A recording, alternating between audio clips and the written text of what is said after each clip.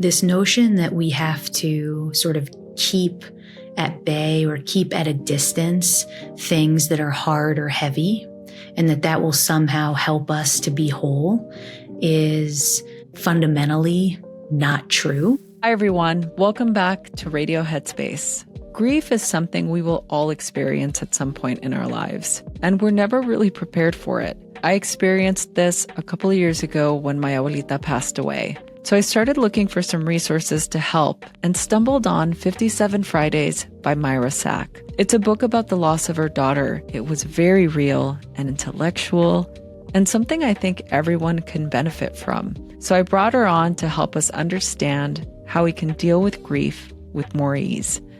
I really hope you enjoy this conversation. Hi, Myra. I'm Rosie. How are you?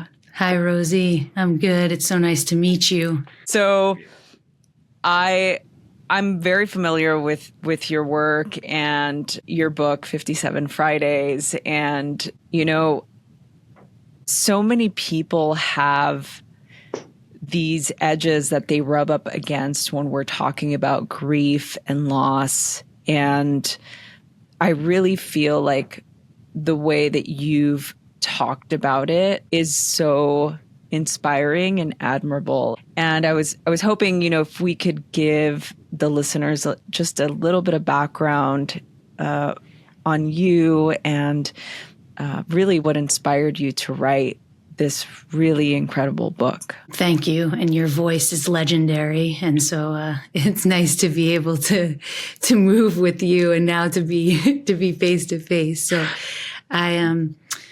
My background is that my kitchen table education, for lack of a better word, was that I grew up outside of Philadelphia with school, service, and sports really as the cornerstone to childhood. And then I started my career in community-based work, always with sport at the center of how to ensure access for people who didn't have it because of their circumstances. And then December 17th, 2019, my first daughter, Javi, was diagnosed with a fatal neurodegenerative disease, which meant that we got a death sentence for our, at the time, 15-month-old child. And so when she was 15 months old, we learned she'd have 12 to 18 months to live. And the question becomes, what do you do with that? How do we move with that? How do we exist? How do we occupy spaces that used to feel safe and familiar and comfortable and now don't? And that inspired my writing. It inspired my work that is now grounded in how we move with grief and loss. And it inspires how I see the world and communities now. I'm sorry for your loss. And thank you. I'm sure you hear this all the time, from people that have never had your experience. Like, I can't even imagine, right? I'm curious, and if it's okay, I'm like, can I ask you a personal question? Ask me anything. Yeah. Like, how should one have this conversation with somebody that is grieving? Like, do you think it's helpful to ask people, how do you want to be communicated with?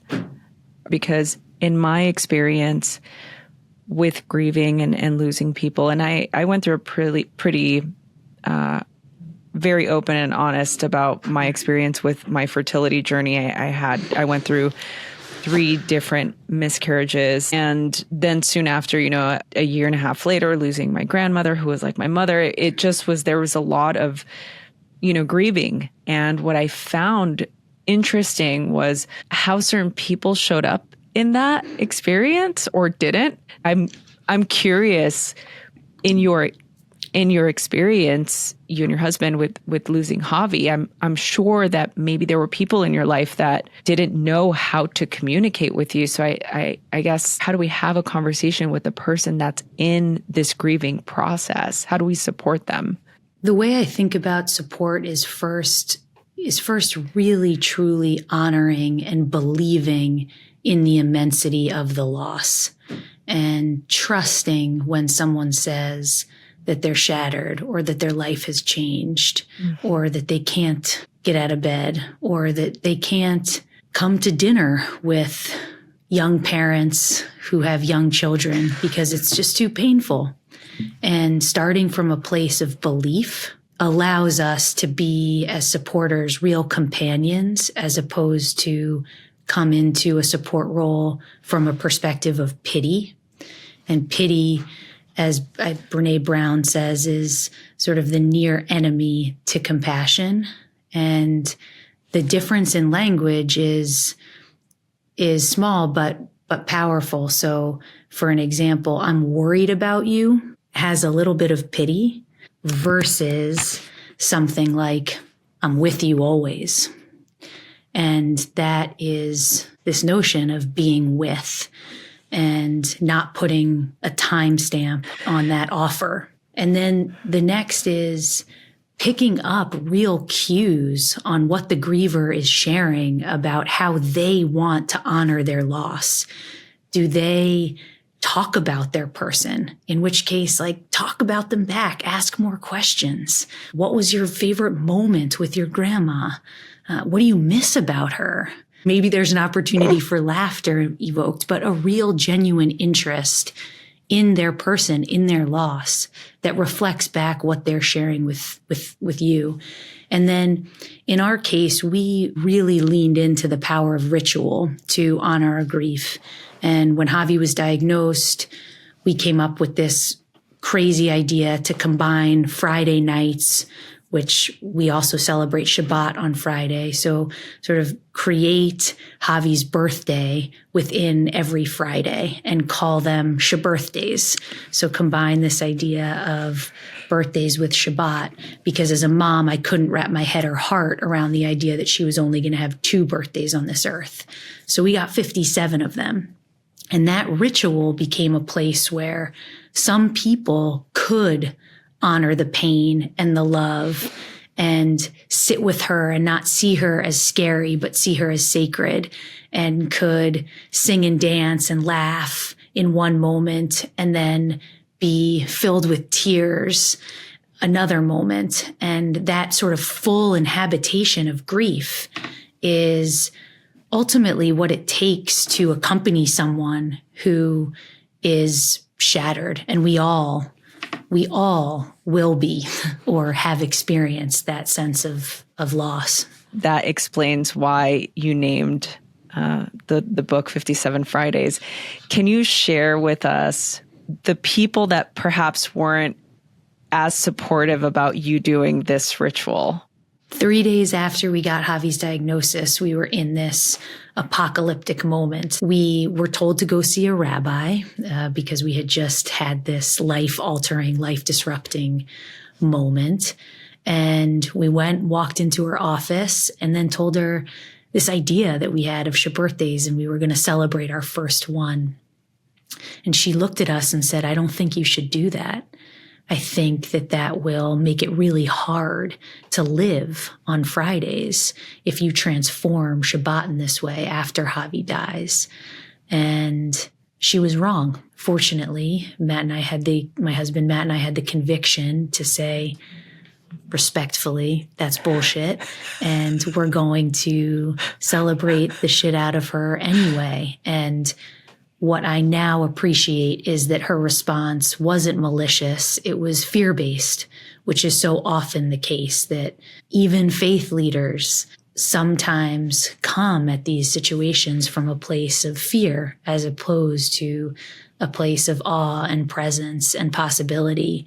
And when we believe that we can exist with this kind of unity of opposites, that we can exist in the deepest pain and the biggest joy, that expands our capacity to exist in this world and to give and to be of service, as opposed to the opposite, which can feel limiting and minimizing. It's interesting because right after my grandmother passed away, I was given a picture of her in a frame. And so it was this beautiful frame with this beautiful picture of her in it. And I had set it next to my tea station, and somebody that was at my house said, I don't know that that's a good idea.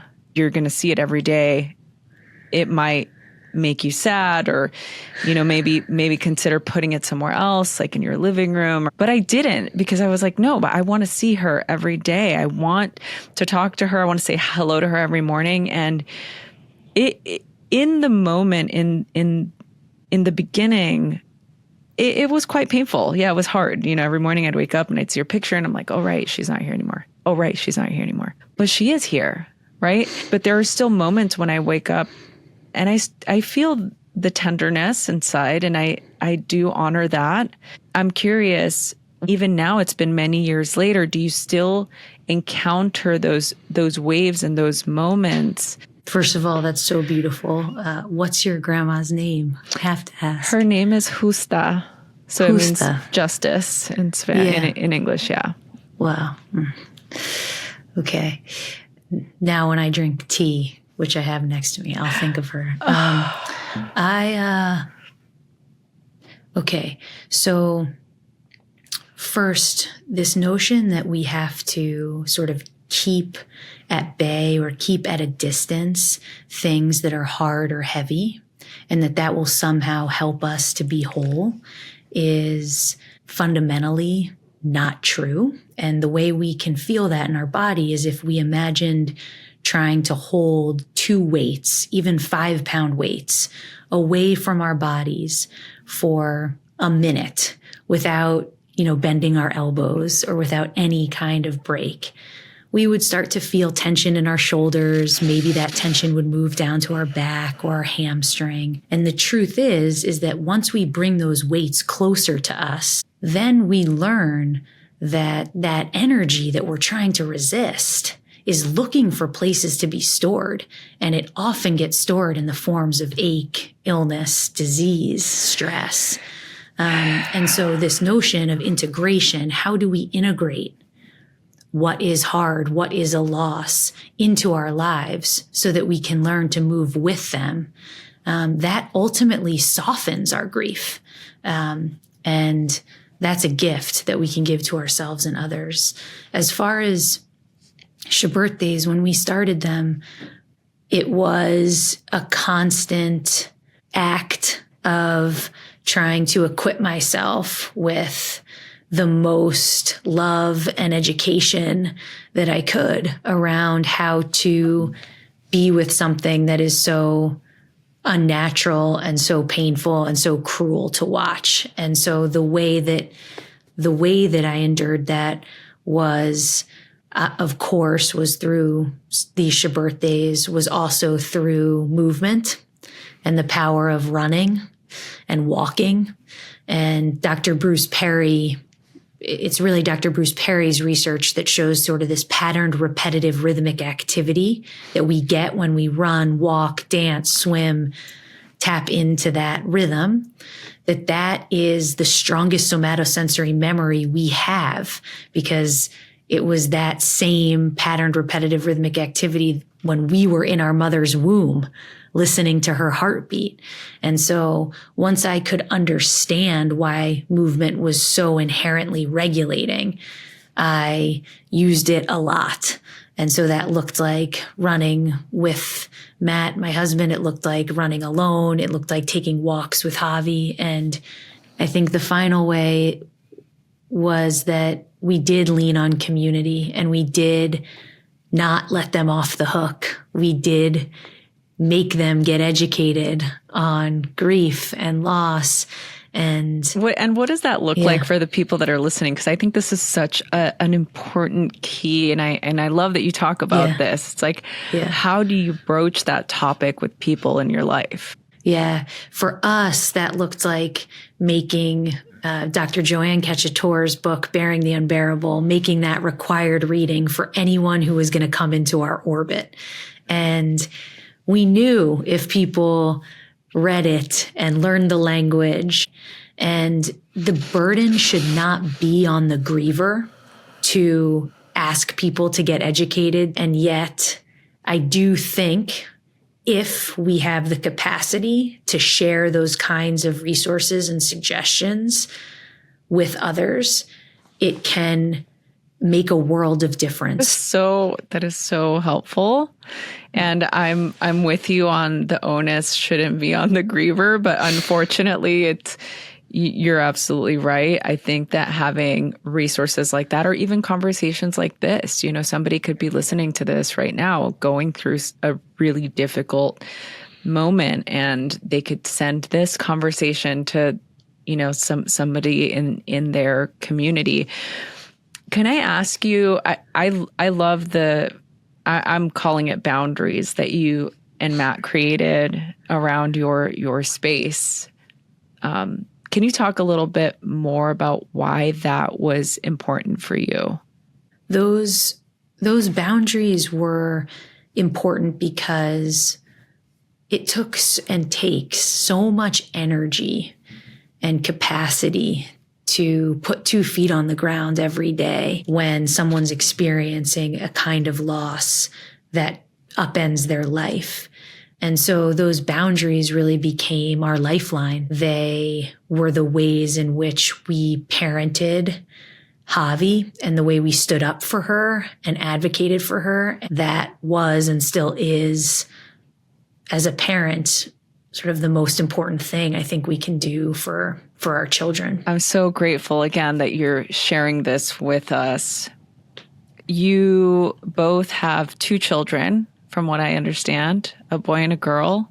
Looking at it from the perspective of resilience, I mean, your family are the sort of archetype of resilience, and being able to navigate this and then create something that's helping so many people cope and grieve and go through this process. Where you are now with Matt, with your 2 kids, somebody that's maybe listening to this thinking, how do you even navigate this, right? Like, are you able to move forward? So can you speak to that a little bit and maybe just give us a little update as to where you and your family are now? Yeah, of course. So our 2 living children are Kaya and Ezra, and Kaya's 4.5 now, and Ezra's just about 2.5.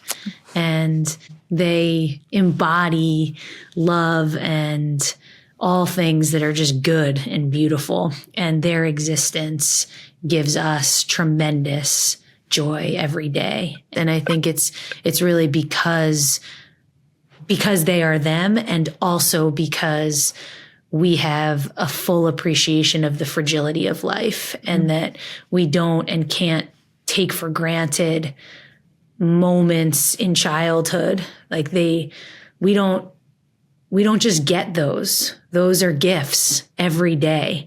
And so in that way, I think Javi's presence, her death, the loss, all the work has just deepened our appreciation for what we have and who we have.